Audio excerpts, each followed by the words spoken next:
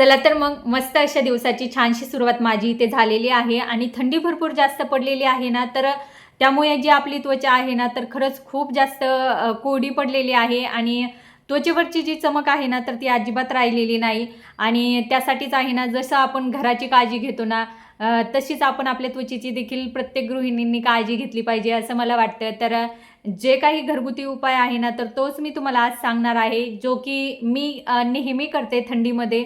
आणि त्यामुळेच आहे ना, मला असं वाटतंय माझी देखील स्किन व्यवस्थित राहायला मदत होते. फार प्रमाणात कोरडी तर सगळ्यांचीच त्वचा होते असं नाही, कारण थंडी आहे शेवटी. आणि थंडीमुळे ह्या सगळ्या समस्या प्रत्येकांना येतातच. पण समस्या जरी आल्या थंडीमुळे आपल्याला कुठल्याही त्वचेच्या समस्या जरी आल्या ना, तर त्यावरती उपाय आहे जर आपण काळजी घेतली तर. छान असं घरगुती उपाय मी आज तुमच्यासोबत शेअर करते. चला तर मग घरगुती साहित्यामध्ये फेस पॅक कसा बनवायचा ना, हे आपण पाहूया. आणि त्यासाठी लागणार आहे आपल्याला 1 चमचा दुधावरची साई आणि त्याच्यासोबतच 2 चमचे दूध आणि बेसन पीठ लागणार आहे इथे 1 ते 1.5 चमचा आणि सोबतच मी घेतलेली आहे चिमूटभर हळद. आता या सगळ्या वस्तू आहेत ना, तर आपल्या किचनमध्ये इझिली मिळून जातात ना, तर कुठेही आपल्याला दुसऱ्या वस्तू आणण्याची किंवा घेऊन येण्याची काहीही गरज नाही. आता सगळ्यात अगोदर तर मी काय केलेलं आहे, दुधावरची साई आणि दूध या बेसन पिठामध्ये छान असं मिक्स करून घेणार आणि त्यानंतरच आहे ना, लगेचच मी हळद पण यामध्ये घालून घेते आणि छान अशी पेस्ट मी इथे बनवून घेणार. आता याच्यामध्ये मी काय केलेलं आहे, 1 चमचा बेसन पीठ, 1 चमचा दुधावरची साई आणि पेस्ट बनण्यासाठी आहे ना, मी त्याच्यामध्ये जरासं दूध घातलेलं आहे. तर अशा पद्धतीनं पेस्ट तयार झालेली आहे. आणि यामध्येच आहे ना, मी चिमूटभर आपले हळद टाकलेली आहे आणि हे छान अशी मी इथे पेस्ट बनवून घेतलेली आहे. पहा, जसं काय आपला गोल्डन पॅक बनतो ना, तर त्या पद्धतीनंच हे बनून जातं. आणि खरं सांगते मी तुम्हाला, अशा पद्धतीने जर आपण घरी घरगुती उपाय जर आपण आपल्या स्किनवरती केले ना, तर मात्र आपली स्किन आहे ना, छान राहायला मदत होते बरं का. आता मस्त असं चला तर मग आता पटकन अशी मी छान माझ्या चेहऱ्यावरती सगळी ही जी पेस्ट आहे ना, लावून घेते. आणि याच्यानंतर काय ग्लो येतोय ना चेहऱ्यावरती, तर मग मी तुम्हाला तो नंतर दाखवते. लावून एक 5 ते 10 मिनिटासाठी मी हा ठेवणार आहे आणि लगेच मग धुवून टाकणार आहे. चला तर मग आता उशीर न करता पटकन अशी ही पेस्ट मी माझ्या चेहऱ्यावरती लावून घेते. आणि चेहरा व्यवस्थित छान असं स्वच्छ धुवून घ्यायचा हा पॅक लावण्याच्या अगोदर. म्हणजे कसं अजूनच छान त्याच्यामुळे आहे ना, आपल्या चेहऱ्यावरती ग्लो पण येतो आणि आपला चेहरा जो आहे ना, छान असा चमकायला पण लागतो. तर या अगोदरच आहे ना, मी मस्त असं तोंड वगैरे धुवून बसलेले होते आणि चेहऱ्यावरती अजिबात काहीही लावलेलं नव्हतं, कुठलीही काही क्रीम नव्हती. फक्त मी चेहरा धुतलेला आहे आणि बाकी मी दुसरं हा पॅक लावण्याच्या अगोदर काहीही लावलेलं नव्हतं.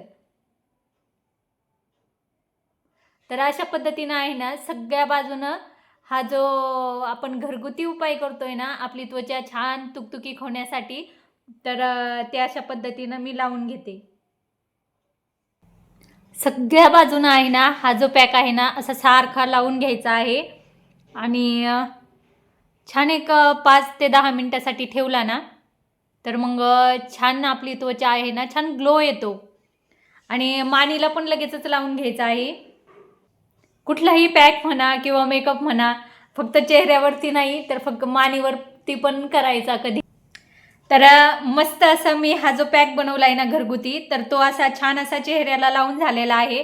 आता जरा वेळच्याने आहे ना, एक 5 ते 10 मिनिटानंतर मी तो धुवून टाकणार आणि मग त्यानंतर मग मी परत तुमच्याशी बोलते. आणि हो, हा जो पॅक आहे ना, खूप असा एकदम जो पॅक आपण बनवला आहे ना, चेहऱ्यावरती लावल्याच्या नंतर आहे ना, खूप जास्त वाळला नाही पाहिजे. थोडासा ओलसर असेल ना, त्याच वेळेस पटकन धुवून टाकायचा.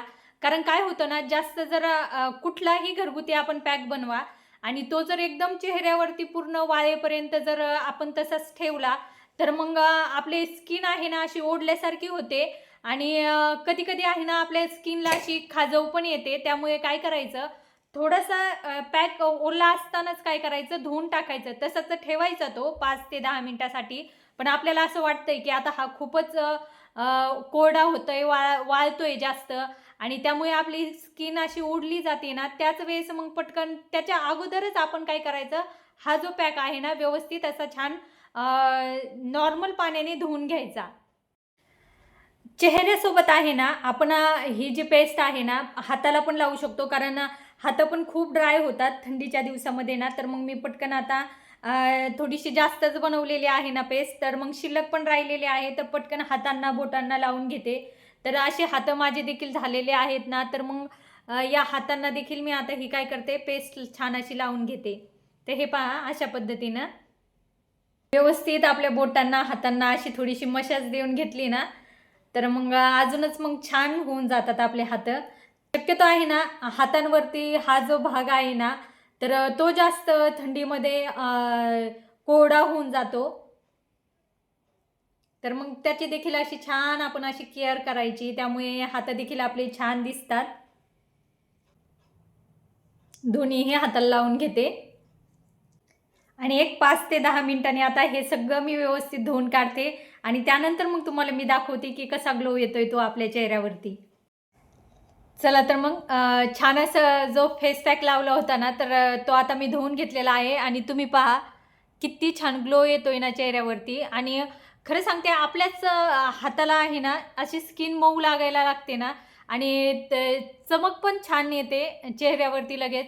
आणि हो, हे सगळं करण्यासाठी आहे ना अजिबात जास्त वेळ लागत नाही. असं नाही की आपल्याला अर्धा तास तो फेस पॅक ठेवावा लागतो, अजिबात नाही. 10 मिनिटामध्ये हे काम सगळं पूर्ण होऊन जातं. आणि जे बनवायला वगैरे असतं ना, तर त्याला 5 मिनिटं धरून चालायचे. असे 15 मिनिटं जर आपण आठवड्यातून 2दा किंवा एकदाच जरी दिलं ना, तर या थंडीमध्ये आहे ना, आपली स्किन अगदी नव्यासारखी सॉरी, आपली स्किन अगदी छान अशी ग्लो होऊ शकते. अशा पद्धतीनं तुम्ही देखील घरामध्ये घरगुती उपाय करून आपल्या चेहऱ्यावरती मस्त असा ग्लो आणू शकता. तर ह्या हिवाळ्यामध्ये ही जे मी फेस पॅक घरामध्ये बनवला आहे ना, तो तुम्ही लगेच बनवा आणि तुमची देखील कोरडी त्वचा असेल किंवा जास्त ड्राय झालेली त्वचा असेल ना, तर त्याच्यावरती लगेच लावा. तर असा गेला माझा आजचा दिवस. तुम्हाला आवडला असेल तर प्लीज तुम्ही व्हिडिओला एक लाईक नक्की करा. चॅनलवरती नवीन असाल तर प्लीज चॅनलला सबस्क्राईबर करा. भेटूया उद्याच्या नवीन व्हिडिओमध्ये. तोपर्यंत धन्यवाद.